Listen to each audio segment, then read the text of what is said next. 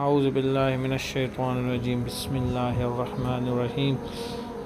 جب انسان دین کی طرف آتا ہے تو شیطان کیا کرتا ہے؟ بہت ہی دلچسپ بیان، ماشاء اللہ۔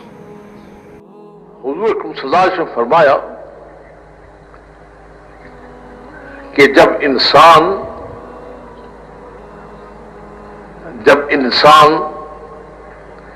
اللہ کی طرف متوجہ ہوتا ہے اور دین کی طرف آتا ہے تو شیطان آتا ہے اس کے پاس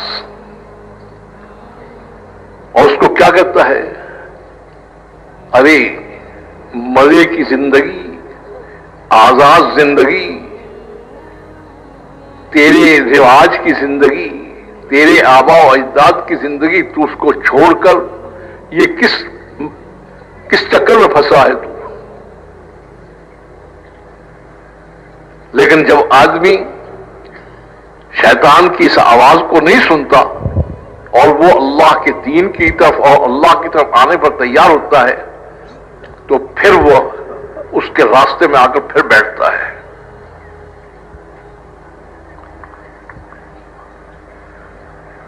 حضور بڑے رحیم و کریم تھے، اپنی امت پر سب چیز بتا کے گئے، کوئی چیز چھوڑ کے نہیں گئے ہمارے لیے۔ کہا پھر وہ آ کر بیٹھتا ہے اور وہ کیا کہتا ہے؟ ارے تو دین کے لیے پھرے گا، جائے گا، آئے گا، یہ گھر والے تیرے جو ہے، بیوی بچے ہیں، تیرے کاروبار ہے، یہ سارے وہ ہو جائیں گے، تو کیا کر رہا ہے؟ کہتے ہیں اس کو بہت روکنے کی، سمجھانے کی کوشش کرتا ہے، کہیں اس کے بیوی بچوں کی جدائی کو دکھاتا ہے، کہیں کاروبار کے نقصان کو دکھاتا ہے، کہیں کچھ۔ لیکن جب آدمی حوصلہ کر لیتا ہے اور وہ کہتا ہے کہ نہیں، میں نے تو اللہ کی نسبت سے چلنا ہے، اس وجہ سے میں تو چل ہی رہا ہوں، کہتے ہیں پھر چھپ کر پھر آ جاتا ہے۔ پھر کیا کہتا ہے؟ بس یہ ہے خطرناک چیز۔ پھر وہ کیا کہتا ہے؟ کام کرنے والے اور ذمہ داروں کے دل میں ایک دوسرے سے لڑنے کا مزاج پیدا کرتا ہے۔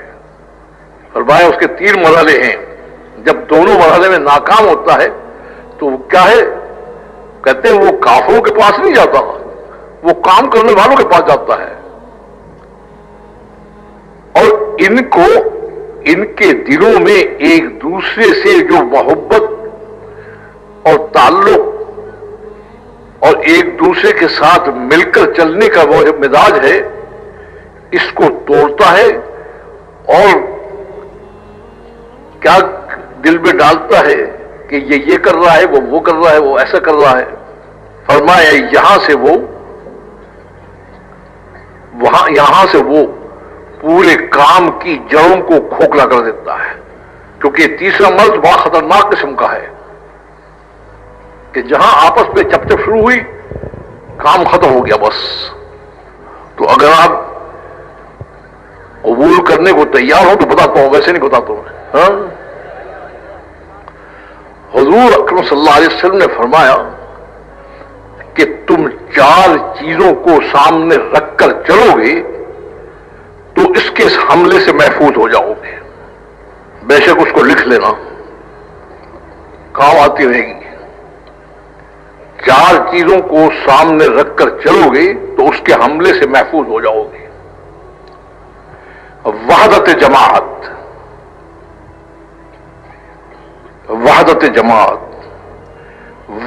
کلمہ، وحدت فکر، وحدت عمل،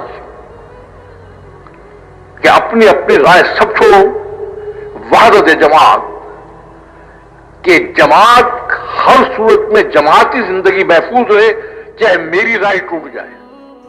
میرے بھائیوں بزرگوں، جس طرح ہم نے مولانا صاحب کی یہ پیاری کارگزاری سنی، جس سے ہمیں کیا نتیجہ اخذ ہوتا ہے، تو ہمیں بس اس پر عمل پیرا ہونا چاہیے اور دین کے کام کو زیادہ سے زیادہ کرنا چاہیے۔ جزاک اللہ۔